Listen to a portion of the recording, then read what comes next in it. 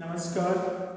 मैं Hari Kishan Meena, assistant professor physics, government girls college Kherwara, thermodynamics के lecture में आपका स्वागत है। आज हम लोग पढ़ेंगे परम ताप या ऊष्मागतिक ताप पैमाना।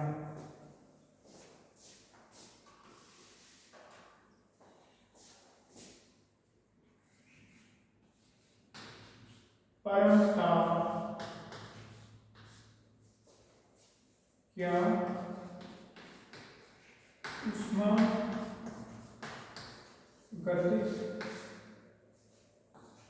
ताप पैमाना।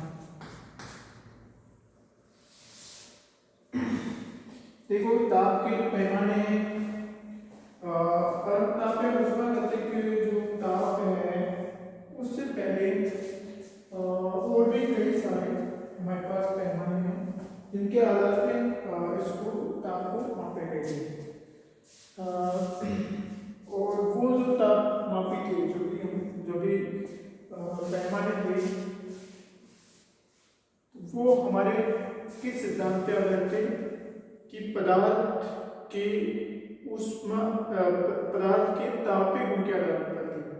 अर्थात अगर किसी पदार्थ को हम लोग ऊष्मा देते हैं या उसका टेम्परेचर बढ़ाते हैं या उसका तापमान कम होता है तो उसकी कुछ स्पेसिफिक गुण होते हैं, उनमें परिवर्तन होता है।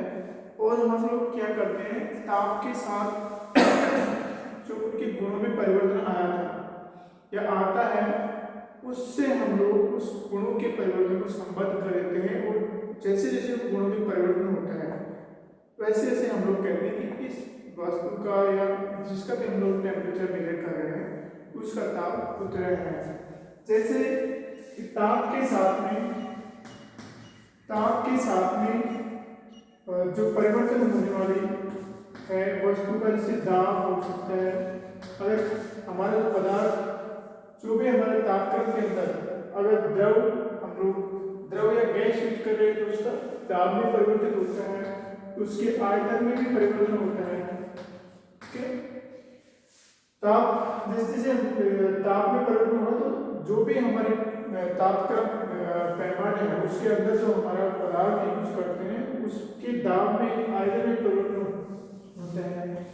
कुछ जैसे हम लोग गैस को द्रव की बजाय अगर ठोस ले तो हमारे कुछ मटेरियल हैं जिनके प्रतिरोध में चेंज होते हैं। किसी चीज पे प्रतिरोध में परिवर्तन होता है। और भी बहुत सारे गुण हैं पदार्थ के गुण। जैसे जैसे इसके अंदर इस पदार्थ में तापक्रम का मान चेंज होता है तो इन सबका मान में या तो बढ़ता है या घटता है। ठीक है। और फिर हम देखते हैं कि वो कितना बढ़ गया कितना घट गया, उसको हम लोग ताप के साथ में संबंध कर देते हैं। ठीक है। जैसे हमारा प्रेशर है, वॉल्यूम है, ये रेजिस्टेंस है और ये टेम्परेचर है, तो हम लोग 10 pt equal to f of t कर। ठीक है। मतलब इसका प्रेशर ताप का फलन होता है। उसी प्रकार से हम लोग pt equal to f1 of v, इस प्रकार से हम लोग संबंध स्थापित करते हैं कि ताप में परिवर्तन होने पे हमारा आयतन में कितना परिवर्तन हो जाएगा। तो उसके बाद में हमारा ताप का पैमाना, जैसे हमारे पास में किसी इस नली के अंदर गैस भरी हुई है, लिक्विड भरा हुआ है, जैसे इसका टेम्परेचर बढ़ेगा या घटेगा उसके मुताबिक इसका आयतन कम या ज्यादा होगा। ठीक है। उसी प्रकार से प्रतिरोध कहें तो हम लोग उस आयतन को उस ताप के फलन के रूप में लिख के हम लोग या उसको क्या छोटे छोटे पैमानों में विभाजित कर लेते हैं। और हम लोग जैसे ही हमारा आयतन इस पैमाने पे है तो हम लोग कहते हैं कि इसका तापमान जिसका हम लोग मेजर कर रहे हैं, ठीक है, उसका तापमान कितना है। तो ये तो हमारे ताप आयतन होते हैं। लेकिन ये क्योंकि अलग अलग प्रकार से तापमान निर्भर करते हैं, तो जैसे दाब, आयतन, प्रतिरोध या अन्य पदार्थ के गुणों के आधार पर मापे गए तापमान पदार्थ के गुणों में ताप के साथ परिवर्तन के कारण अलग अलग एक समान नहीं होते हैं, ठीक है। और दूसरा एक स्पेसिफिक टेम्परेचर पे जाती है, जैसे हम लोग गैस का मेजर कर रहे हैं तो एक सभी गैसें एक निश्चित ताप पर, जिसको हम लोग क्रिटिकल टेम्परेचर कहते हैं, वहां जाके वो क्या होती है, लिक्विफाइड होती है, लिक्विफिकेशन हो जाता है, उसका द्रवीकरण हो जाता है, गैस का द्रवीकरण हो जाता है। तो जब द्रवीकरण हो गया गैस का तो हमारा वो तापक्रम और नीचे का तापक्रम मेजर नहीं कर सकता है। इस प्रकार से इनकी खामियां हैं और ये हमारे पदार्थ के गुणों पर निर्भर करते हैं। इसे अवगुण को दूर करने के लिए केल्विन ने एक अन्य तापक्रम पैमाना दिया, जिसको हम लोग परम तापक्रम पैमाना या ऊष्मागतिक तापक्रम कहते हैं, ठीक है। परम ताप, इसको हम लोग क्या कहेंगे, परम ताप। एब्सोल्यूट टेम्परेचर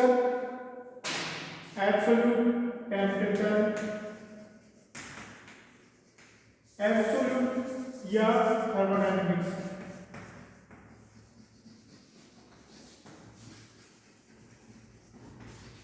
ठीक है। एब्सोल्यूट थर्मोडायनेमिक्स टेम्परेचर स्केल, तो एक केल्विन नामक साइंटिस्ट ने दिया, उसको हम लोग केल्विन तापक्रम भी बोलते हैं। क्या बोलते हैं, केल्विन तापक्रम भी बोलते हैं उसको, केल्विन ताप पैमाना, ठीक है। तो परम ताप ऊष्मागतिक और केल्विन तापक्रम केल्विन नामक साइंटिस्ट ने दिया। इसने जो तापक्रम पैमाना दिया उसमें इसने बताया कि एक ऐसा तापक्रम पैमाना भी है जो पदार्थ के गुणों पर बिल्कुल निर्भर नहीं करता है। पदार्थ के गुणों से वो पूर्णतः स्वतंत्र होता है, और इस तापक्रम पैमाने को उसने नाम दिया परम ताप या ऊष्मागतिक ताप। ऊष्मागतिक तापक्रम क्यों कहते हैं इसको लोग, क्योंकि इसके जो ताप पैमाने का जो आधार था, वो आधार क्या था, ये है आधार है इसका, आधार था इसका किन्हीं दो तापों के बीच कार्य करने वाले ऊष्मा इंजन, ठीक है। आधार था दो तापों के बीच कार्य करने वाला ऊष्मा इंजन, ठीक है। इस द्वारा किया गया कार्य, किन्हीं दो तापों के बीच कार्य करने वाले ऊष्मा इंजन द्वारा किया गया कार्य, ठीक है। और ये जो या फिर हम लोग ये जो कार्य है ये किस पे डिपेंड करता है, कार्य W is equal to Q1 minus, कोई ऊष्मागतिक इंजन है, ठीक है, कोई हीट इंजन है, ऊष्मा इंजन है, वो दो तापों T1 और T2 के बीच कार्य कर रहे हैं, ठीक है। किसके बीच कार्य कर रहे हैं, T1 और T2 के बीच कार्य कर रहे हैं। माना कि इंजन T1 टेम्परेचर पर Q1 ऊष्मा लेता है और W1 कार्य देता है, ठीक है। जिसे W1 कार्य करने के पश्चात Q2 ऊष्मा इस स्रोत को ट्रांसफर कर देता है। तो जो हमारे इंजन की जो दक्षता आती है, ठीक है, दक्षता is equal to W divided by Q1 आती है, ठीक है। और W कितनी है हमारी, ये this is equal to Q1 minus Q2 divided by Q1, that is okay. और ये किसके समान है, किसके समान होती है, this is equal to 1 minus Q2 divided by Q1। और हमने देखा कि जो ऊष्मा इंजन होता है उसकी दक्षता किसके समान होती है, 1 minus T2 divided by T1। ये हमारे केवल टेम्परेचर पे डिपेंड करती है। और जो कार्य करने वाला जो कार्यकारी पदार्थ है, जो हमने इंजन ऊष्मा इंजन में यूज किया है, जिसको ऊष्मा अवशोषित करने के लिए या हीट ट्रांसफर के लिए, उसके ऊपर निर्भर नहीं करता है, केवल स्रोत और सिंक के ताप पर ही निर्भर करता है। तो हम लोग एक ऐसा पैमाना विकसित कर सकते हैं, क्योंकि ये जो इंजन की जो दक्षता है, हमारी ऊष्मा इंजन की जो दक्षता है या फिर कार्बन इंजन की जो दक्षता है, वो स्रोत और सिंक के ताप पर ही निर्भर करती है, अर्थात कार्यकारी पदार्थ पर निर्भर नहीं करती है। तो यहाँ से हम लोग जो टेम्परेचर ताप पैमाना निकालेंगे, ठीक है। तो वो ताप पैमाना पदार्थ के किसी गुण से संबंध नहीं रहता है, बिल्कुल एब्सोल्युटली स्वतंत्र रहता है। हम लोग यहाँ पे चाहे तो गैस के रूप में जो वर्किंग सब्सटेंस है, ठीक है, वर्किंग सब्सटेंस चाहे हम लोग गैस यूज करें, लिक्विड यूज करें या कोई सी भी गैस यूज करें, उसका कोई यहाँ पे रोल नहीं है। यहाँ पे जो हमारा दक्षता है वो किस पे निर्भर करती है, ताप पर ही निर्भर करती है। तो यहाँ से जो ताप आएगा वो हमारा एब्सोल्यूट टेम्परेचर होगा। इसको थर्मोडायनामिक टेम्परेचर स्केल क्यों कहते हैं कि ऊष्मागतिकी, जो ऊष्मा इंजन है उसकी दक्षता के आधार पे ये इसको हम लोग डिफाइन करते हैं, या इसीलिए इसको हम लोग ऊष्मागतिक टेम्परेचर भी कहते हैं, ठीक है। यहाँ पे कार्यकारी लोड है, ठीक है। तो अब देखो हम लोग वो टेम्परेचर क्या है उसको हम लोग अभी आइडेंटिफाई करते हैं।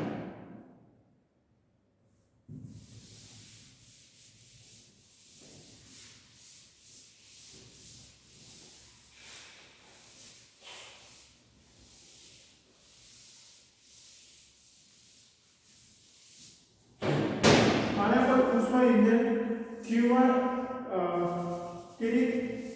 किसी ताप पर Q1 ऊष्मा लेकर के, ठीक है, θ1 ताप पर हम लोग किसी देखते हैं कि किसी अन्य ताप पैमाने पर डिफाइन करते हैं कि जो ताप आयतन या फिर तत्व या अन्य पदार्थ के गुण पर आधारित है। माना वो θ1 θ2 θ1 θ2 θ2 θ3, ठीक है। ये तीन टेम्परेचर है हमारे पास में, ये पदार्थ के गुण पर निर्भर करते हैं, पदार्थ के गुण पर।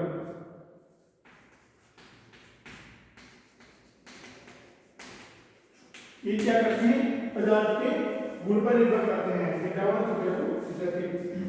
अब हम लोग क्या करते हैं, एक ऊष्मा इंजन लेते हैं,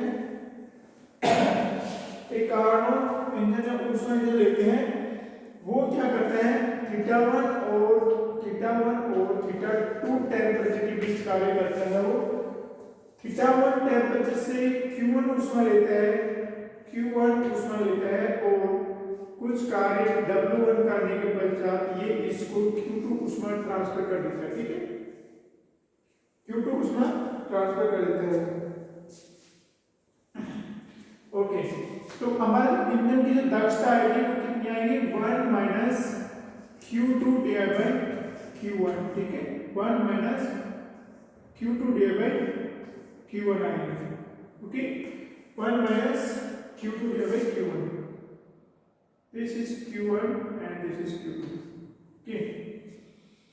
तो ये हमारे इंजन की दक्षता होगी और ये किसका फलन होती है, क्योंकि ये 1 माइनस θ2 डिवाइड बाय θ1 के समान होती है। तो ये फंक्शन किसकी होती है, this is function of θ1 and θ2, ये हमारा Q1 Q2।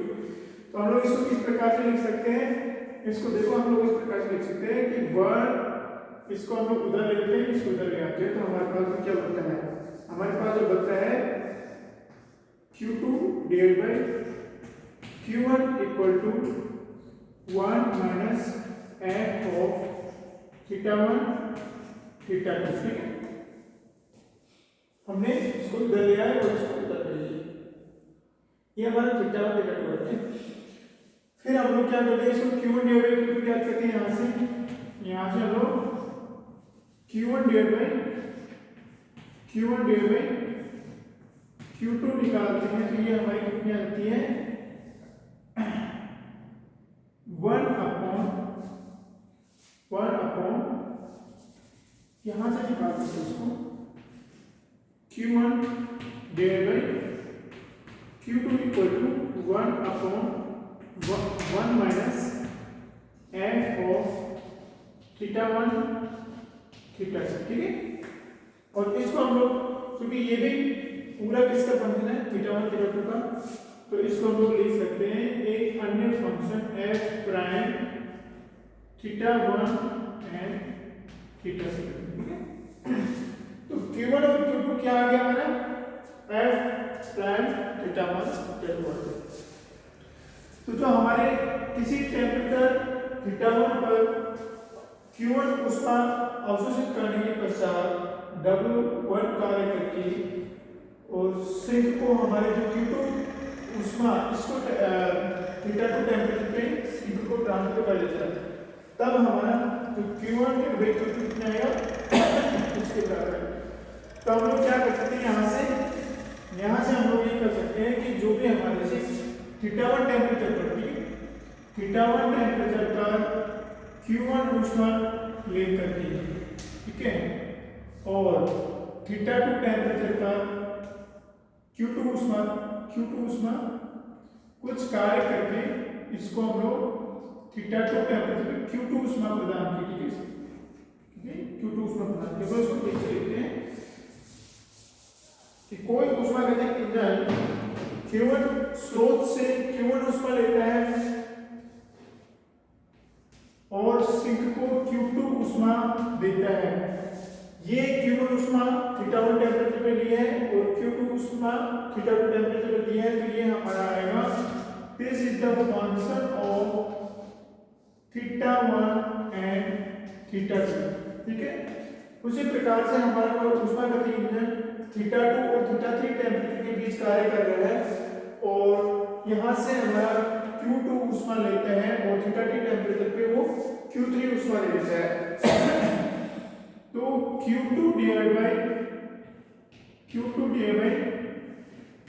Q3 equal to हम लोग इस प्रकार से लिख सकते हैं f ऑफ θ2 एंड θ3, ओके।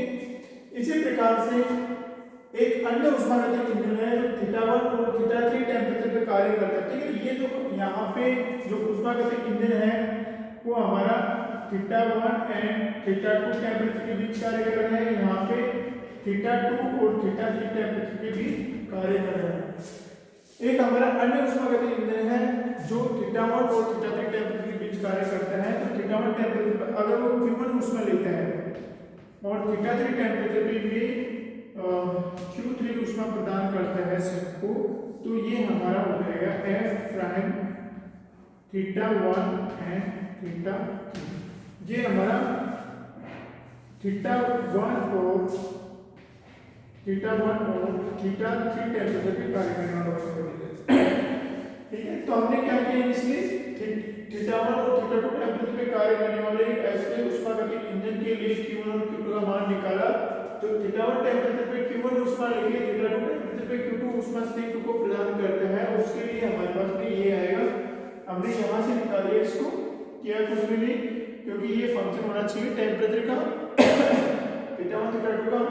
तो हमने Q2 डिवाइड बाय Q1 यहाँ से ज्ञात किया, फिर हमने Q1 डिवाइड बाय Q2 यहाँ से निकाला और हमको एक अन्य फंक्शन के रूप में लिख दिया इसको कि ये फंक्शन होना चाहिए टेम्परेचर का फंक्शन होना चाहिए। तो Q1 और Q2 किसका फंक्शन होना चाहिए, टेम्परेचर का फंक्शन होना चाहिए। तो ये θ1 θ2 कौन से टेम्परेचर है, ये ऐसे टेम्परेचर है जो पदार्थ के किसी गुण पर निर्भर करते हैं, जो गुण ताप के साथ परिवर्तित होते हैं, ओके।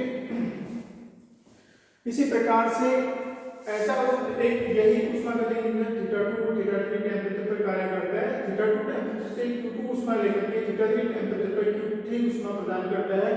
तो Q2 और Q3 को हमने इस प्रकार से लिख दिया।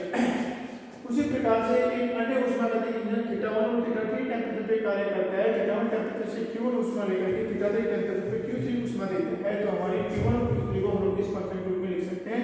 अब हम इसको मिटा सकते हैं आगे प्रोसेस करने के लिए।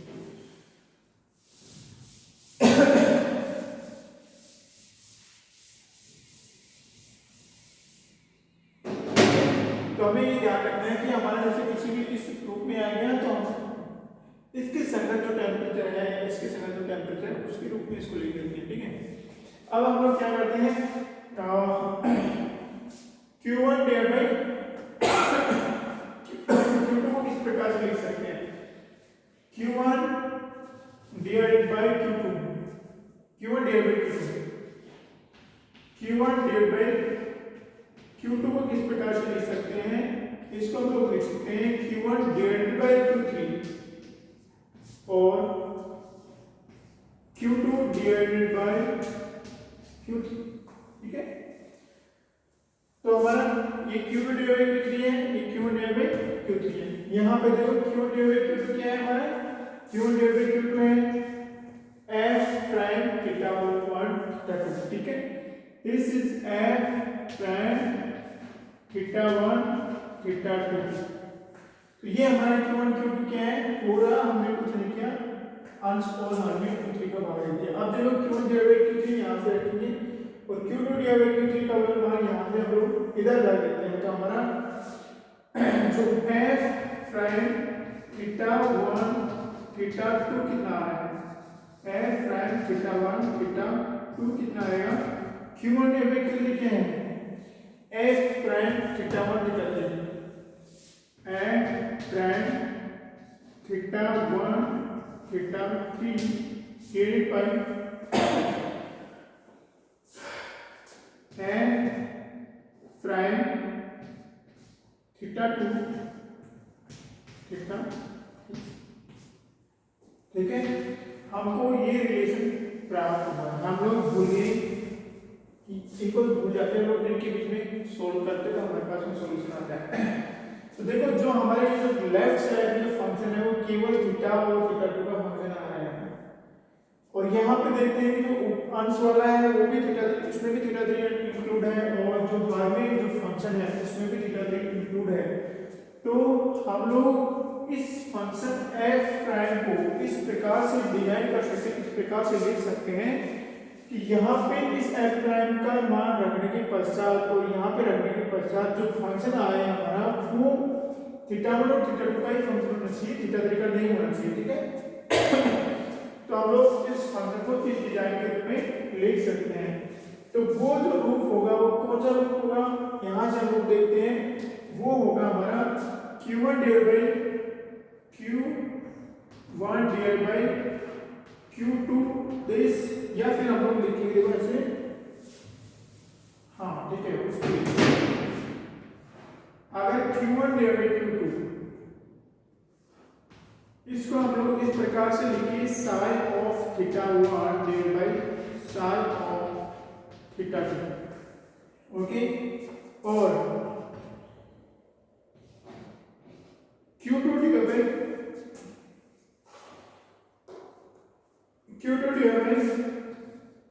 Q3 इसको इस प्रकार से लिखिए, sine of theta 2 divide by sine of theta 3, okay. और Q1 divide by Q3 equal to sine of theta 1 divide by sine of theta 3, ठीक है। अगर हम लोग इन फंक्शनों को इस रूप में लिखेंगे तो हम देखते हैं कि क्या होता है, ठीक है। तो एक्चुअली ये इसमें Q2 Q3 और Q1 Q3 का मान अगर यहाँ पे रखेंगे तो सेम मान आएगा। अभी रख के देखते हैं हम लोग।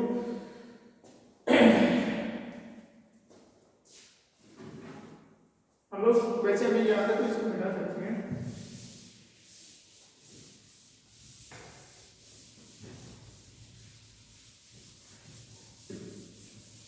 देखो क्या आएगा, मैं ओके हमारा ये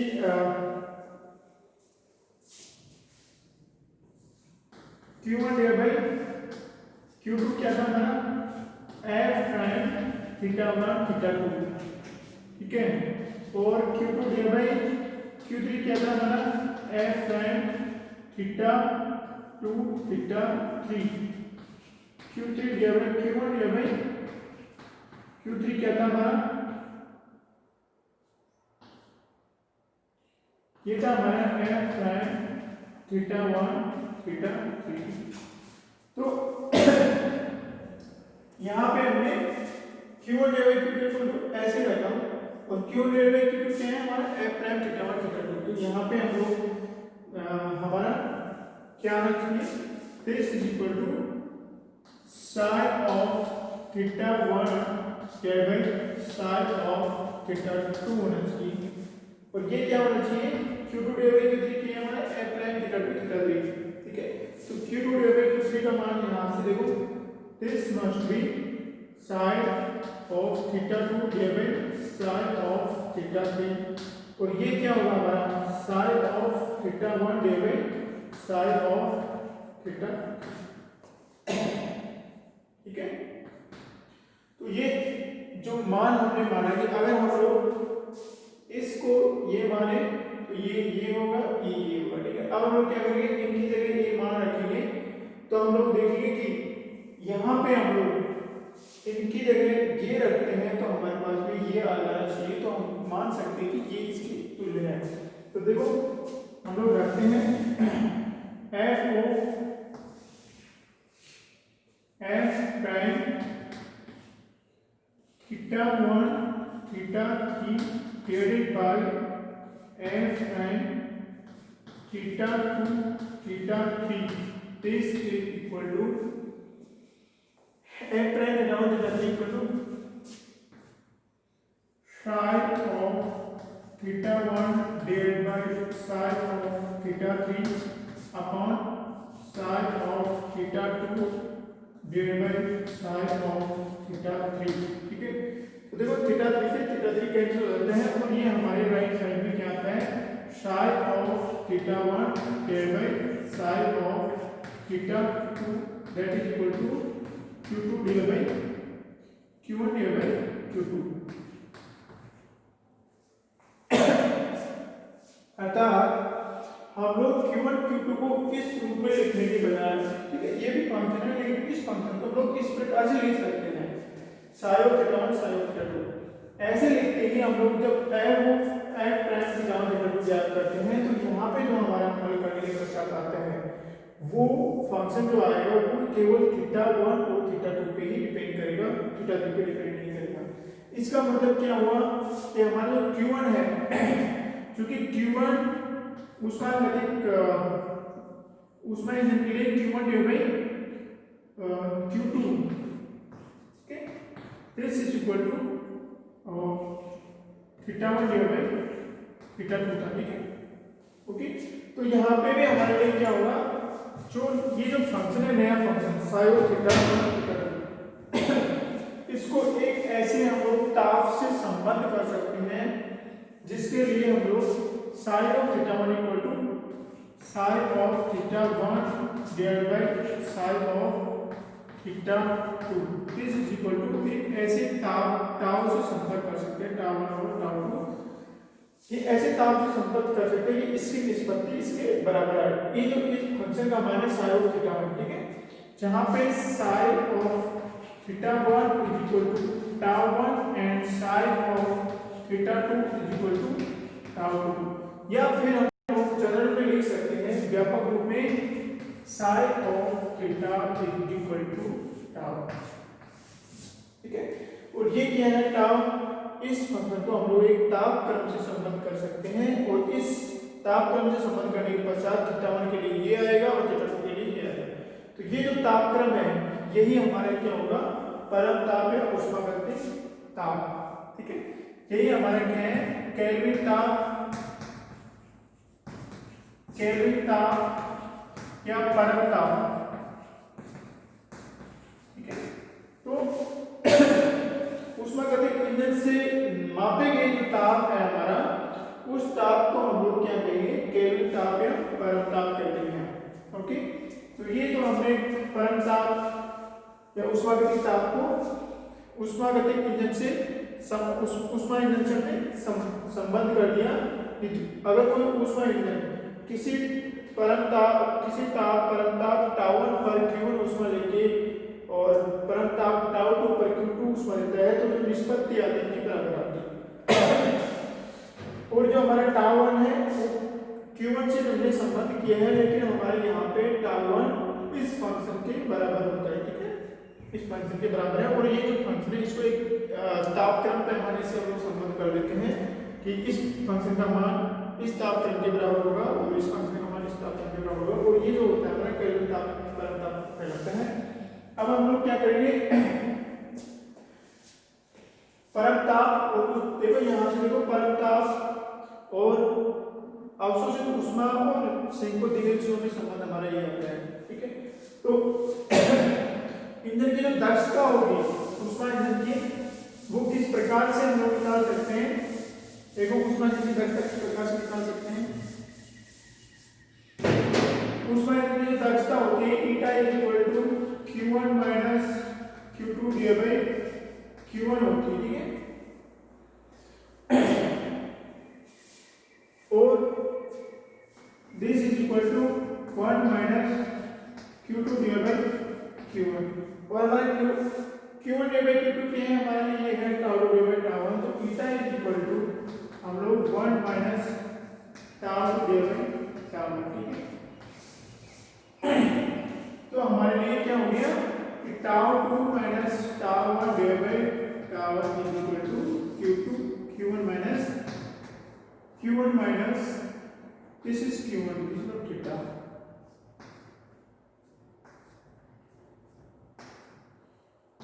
Q1 minus Q2 divide by Q1, ठीक है। ये इसके समान होगा। तो हम देखते हैं कि ऊष्मागतिक जो ताप था उससे हम लोग ऊष्मा इंजन की दक्षता निकाल सकते हैं, सेम ही आती है। अब हम लोग क्या करेंगे, ये तो ऊष्मागतिक जो ताप था या केल्विन ताप या परम ताप था उसका हम लोग गैसीय तापक्रम से संबंध स्थापित करेंगे, ठीक है। इससे गैसीय तापक्रम से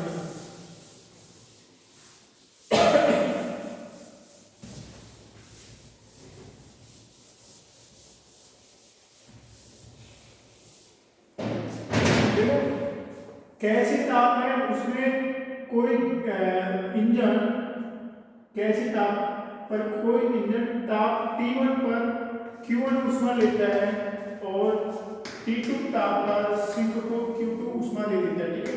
Q2 ऊष्मा प्रदान कर देता है। तो उस इंजन की दक्षता कितनी आएगी, ईटा इक्वल टू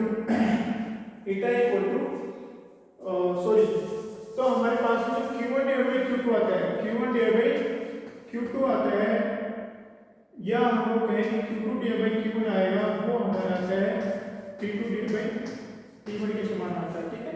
यहाँ से भी हम लोग देख सकते हैं कि हमारा जो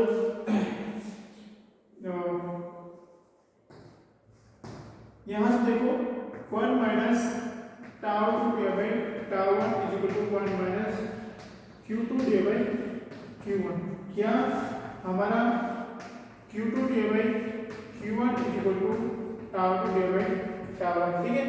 तो हमारा ये तो परम ताप था वो Q2 divide by Q1 tau 2 divide by tau 1 के बराबर है यहाँ से।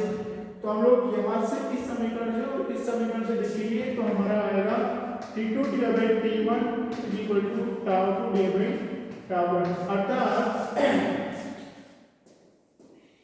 अर्थात कोई इंजन यदि T1 टेम्परेचर पे Q1 ऊष्मा लेके T2 टेम्परेचर पे Q2 ऊष्मा सिंक को देता है, ठीक है। तो हमारा T1 और T2 है वो टाउ 2 और टाउ 1 के बराबर होंगे और उसी प्रकार से होंगे कि कोई ऊष्मा इंजन टाउ 1 टेम्परेचर पे Q1 ऊष्मा लेकर के टाउ 2 टेम्परेचर पे Q2 ऊष्मा देता है, ठीक है। तो इस प्रकार से इसकी निष्पत्ति बराबर होगी। अब हम ये ज्ञात करेंगे कि टाउ 1 इक्वल टू टाउ 1 और टाउ 2 इक्वल टू T2 होता है, ठीक है। उसके लिए हम लोग क्या करेंगे, देखो जो हमारा ऊष्मागतिक तापक्रम पैमाना है उसको हम लोग अन्य ताप जो सेल्सियस जो क्या बोलते हैं डिग्री सेल्सियस टेम्परेचर है या हमारा जो गैस टेम्परेचर है उसके समान ही हम लोग क्या करते हैं, जो स्टीम पॉइंट है, ठीक है, स्टीम पॉइंट है भाप बिंदु, ठीक है। भाप बिंदु T स्टीम माइनस हिमांक बिंदु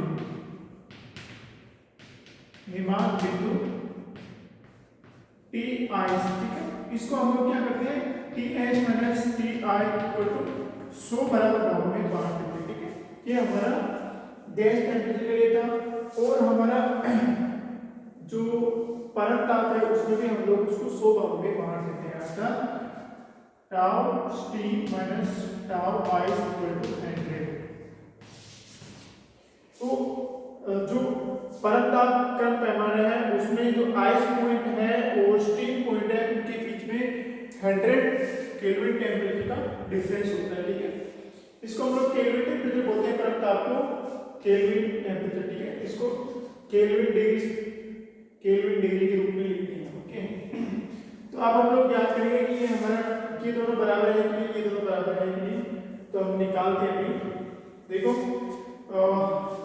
T1 टेम्परेचर पर Q1 ऊष्मा लेकर T2 टेम्परेचर पे Q2 ऊष्मा देने वाले ऊष्मागतिकी इंजन की दक्षता क्या होगी, उसकी दक्षता होगी eta is equal to T1 minus T2 divide by T1, ठीक है। और टाउ ये इसकी दक्षता होती है, ठीक है। अगर TH टेम्परेचर पे ऊष्मा Q1 ऊष्मा लेकर T2 टेम्परेचर पे दे रहा है तो हमारी उसकी दक्षता होगी eta is equal to tau steam minus tau ice divide by tau steam, ठीक है।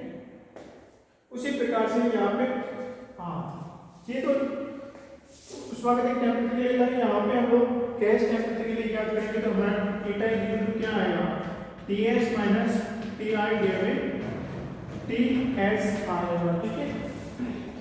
तो देखो हमारा Ts माइनस Ti कितने हैं, 100 है, और टाउ s माइनस टाउ कितना है, ये भी 100 है। तो हम क्या करेंगे कि दोनों, चूंकि ये दोनों बराबर है, दक्षता इंजन की दक्षता बराबर आ रही है हमारे पास में, क्योंकि T2 divide by T1 equal to tau 2 divide by tau 1, ठीक है। यहाँ से हम लोग और थोड़ा सॉल्व कर सकते हैं, अगर इसको सॉल्व करना चाहे तो कैसे, इसको हम लोग सॉल्व करना चाहे तो बहुत कर सकते हैं। देखो यहाँ पे हम लोग कर सकते हैं, एक एक घटा दो यहाँ से पहले, तो 1 minus T2 divide by T1 equal to 1 minus tau 2 divide by tau 1, या T1 minus T2 divide by T1 equal to tau 1 minus tau 2 divide by tau 1, ठीक है। अगर हम लोग ये 1 2 किसके लिए स्टीम आइस के लिए लेंगे तो हमारा क्या आएगा, tau steam minus tau ice divide by tau steam equal to T steam minus Ti divide by T steam, ठीक है। तो ये दोनों ये है हमारे यहाँ से बराबर आ जाते हैं, और हम लोग देखो ये तो हमारा है 100 है, और ये हमारा क्या है, ये भी 100 है। तो यहाँ से चूंकि ये दोनों बराबर है, तो ये से दिखे यहाँ पे बराबर, इनको बराबर लिखते हैं। तो यहाँ पे देखो ये भी 100 है, ये भी 100 है, 100 divide by tau steam is equal to 100 divide by tau T steam, ठीक है। तो हमारा tau steam equal to T steam, यहाँ से हमारा tau steam equal to T steam, okay. इसी प्रकार से हम लोग ये तो क्या है, स्टीम पॉइंट के लिए आया, उसी प्रकार से तो आइस पॉइंट के लिए भी याद कर सकते हैं, और किसी भी अन्य टेम्परेचर के लिए भी निकाल सकते हैं। यहाँ से देखो, ठीक है, यहाँ से हम लोग किस प्रकार से निकाल सकते हैं टेम्परेचर के लिए,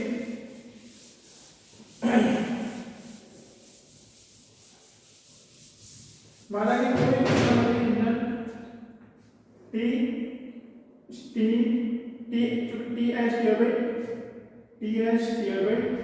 T equal to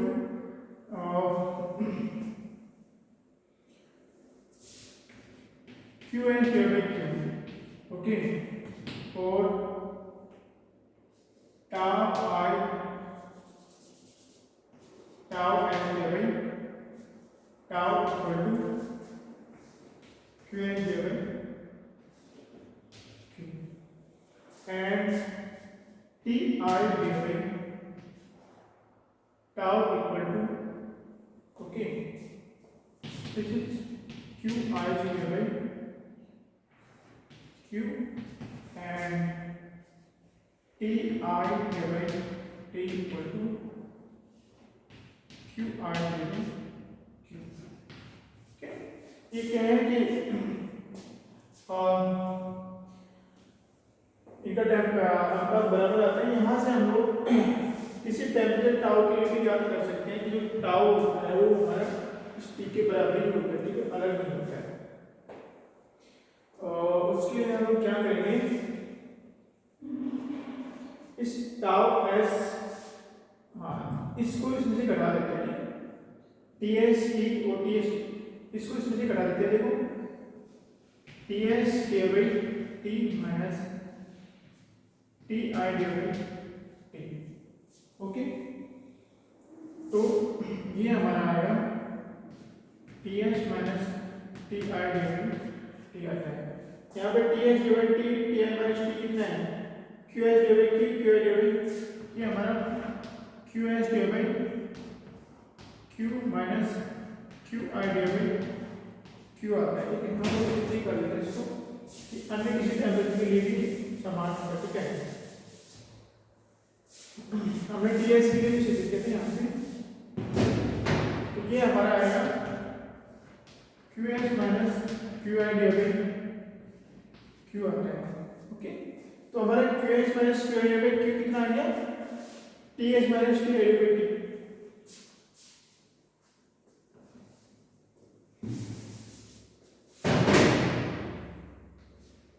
TS minus TI divided by T is equal to QS minus QI divided by QR। उसी प्रकार से हम लोग क्या करते हैं, इसमें से इसको घटा देते हैं। क्या है हमारा tau S divided tau minus tau I divided tau this is equal to QS divided Q minus QI divided Q। ठीक है, तो ये हमारा क्या आएगा, tau S minus tau I divided tau आ गया, this is equal to QS minus QI divided Q आ गया। ठीक है, तो QS minus QI divided Q, तो tau S minus tau I divided tau is equal to QS minus QI divided Q। एक समीकरण हमारे पास हो जाएगा। ठीक है, तो हम लोग क्या करते हैं, इसका मतलब क्या है कि स्टीम पॉइंट और टाउ बिंदु के बीच में, सॉरी स्टीम पॉइंट और टाउ बिंदु के लिए नहीं, कि यहाँ पे 3 प्रकार के टेम्परेचर। ठीक है, लेकिन हमने इस अनुपात से निकाल लिया और